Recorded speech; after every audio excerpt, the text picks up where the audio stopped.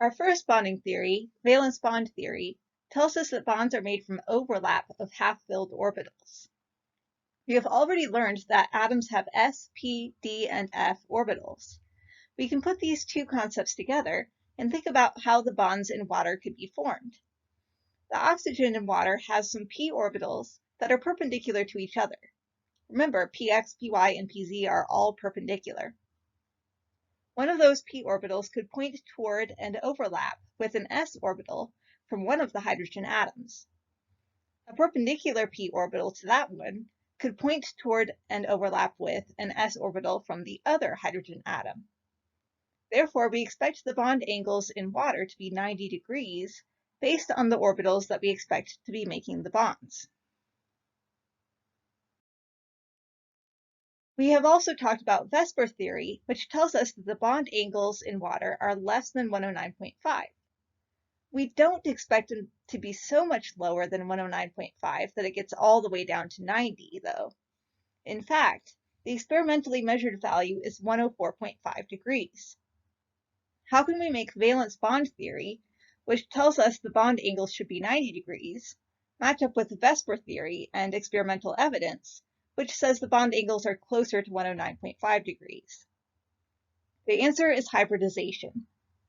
It turns out the bonds are not just made with p orbitals from the oxygen.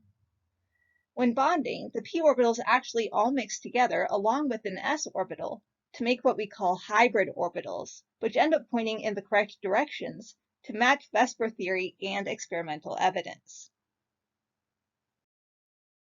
As we talk about hybridization, we need to keep some important concepts in mind. First, hybridization only happens in covalent molecules, not when atoms are by themselves. When atoms are by themselves, they would just still have regular s, p, d, and f orbitals. Second, hybrid orbitals have different shapes and orientations compared to the s, p, d, and f atomic orbitals. It is these different orientations that cause the shapes to match up with VSEPR theory. Third, the number of atomic orbitals that go into hybridization equal the number of hybrid orbitals that come out of hybridization. Fourth, although a set of orbitals may be made with s's and p's, which have different shapes and energies from each other, all the hybrid orbitals in a set have the same shape and energy as each other. Fifth, the electron domain geometry will determine the type of hybrid orbitals. Remember back when I was going over the molecular geometries and each number of domains had a corresponding electron domain geometry, bond angle, and hybridization. We are finally talking about that characteristic hybridization. Sixth, the hybrid orbitals are going to make sigma bonds when they overlap with another orbital. Pi bonds, on the other hand, are going to come from unhybridized p orbitals. As we go over hybridization, we are going to follow 6 steps. You won't necessarily need to follow these 6 steps to know what type of hybrid orbitals an atom will have. Remember, hybridization and electron domain geometry are linked, so if you know one, you know the other. However, these steps illustrate a lot of important concepts that you will need to understand. Please look at the optional hybridization worksheet for an idea of how you might be tested on using these steps. Our first step is going to be to draw the Lewis structure. Then we will count the electron domains. That number of domains is going to be what I call our magic number. It will be the number of atomic orbitals that get hybridized, and also the number of hybrid orbitals that get created.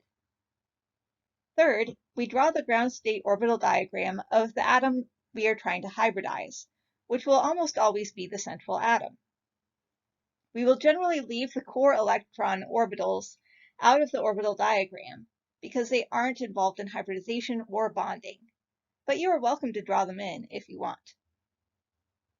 Fourth, we maximize the number of unpaired electrons by taking paired electrons out of lower energy orbitals and moving them into empty, higher energy orbitals. We still need to follow valence bond theory, which tells us that in order for a bond to form, the orbital on each atom must have only one electron in it. By maximizing the unpaired electrons, we can get enough half-filled orbitals to make all the necessary bonds. Fifth, we create hybrid orbitals using our magic number. We need one hybrid orbital for each electron domain. Number of domains equals number of atomic orbitals to mix equals number of hybrid orbitals created. Sixth, we fill in those newly created hybrid orbitals with electrons following our typical filling rules, including Hund's rule, which says to put them in unpaired first when the orbitals are all the same energy as each other.